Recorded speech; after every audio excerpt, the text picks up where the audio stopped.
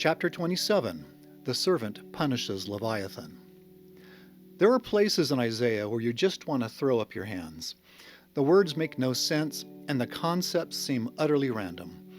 But there's a great secret in Isaiah. Since God has commanded us to search these things diligently, He will honor our diligent efforts and will bless us with understanding, line by line, type by type, truth by truth. God gives us no commandment without also giving us the power to keep that commandment. Thus, we call upon God to help us understand chapter 27.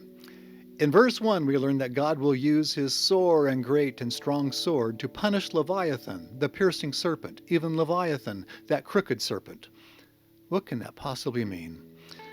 First, since God said that all that Isaiah spake shall yet be, it means that God will have a strong sword on earth in the last days. Later, Isaiah reveals not what, but who this sword is. Speaking in the voice of the Lord's servant, he says, "Listen, O isles, unto me, and hearken, ye people from far. The Lord hath called me from the womb. From the bowels of my mother hath He made mention of my name, and He hath made my mouth like a sharp sword. In the shadow of His hand hath He hid me, and made me a polished shaft. In His quiver hath He hid me." And earlier, speaking in the voice of the Lord, Isaiah said, "Who raised up the righteous man from the east, called him to His, the Lord's, foot, gave the nations before Him, and made Him rule over kings.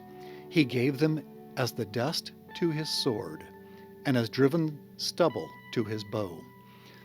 Isaiah also says that this servant will slay the wicked with the breath of His lips.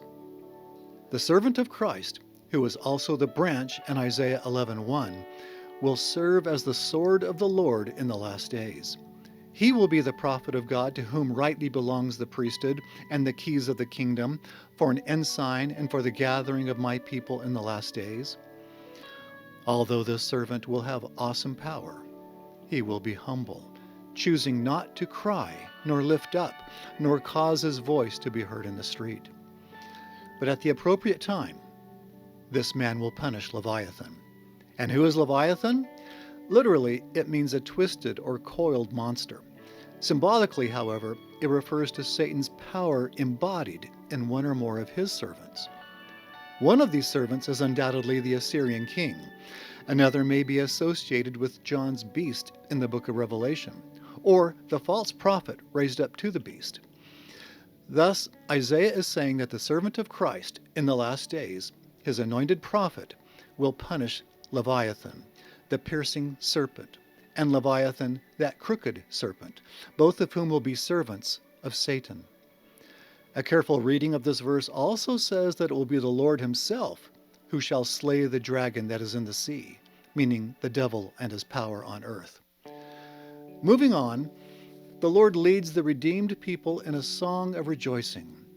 He will water the vineyard of His repentant people and will have no more anger toward them. Should briars and thorns strike against them, the Lord will burn them. But should any of these briars or thorns, meaning wicked people, make peace with Him, He'll be reconciled to them, meaning He'll accept the repentant sinners and cause them to blossom and bud with the righteous. Next, God asks if the punishments He inflicted upon His covenant people were fair. Were His punishments for their rebelliousness as harsh as those He inflicted on their oppressors? No. He destroyed Babylon. He destroyed Assyria. But Israel and Judah have only been scattered, and their righteous posterity will yet be gathered into Zion and Jerusalem. While their oppressors were destroyed, the house of Israel will yet be gathered in and saved for all eternity.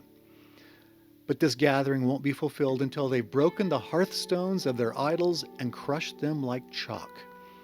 When God's people have ended their worship of false gods, they will finally be worthy of God's full blessings. But until that time, their cities will become desolate and will be left like a wilderness.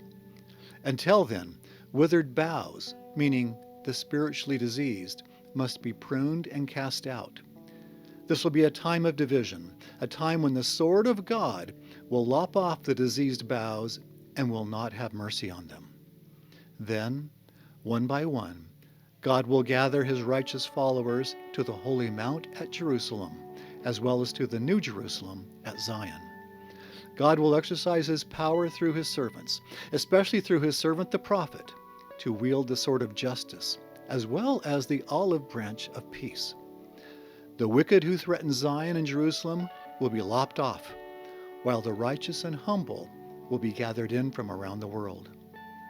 God's sword will indeed punish Leviathan, and God himself will slay the dragon.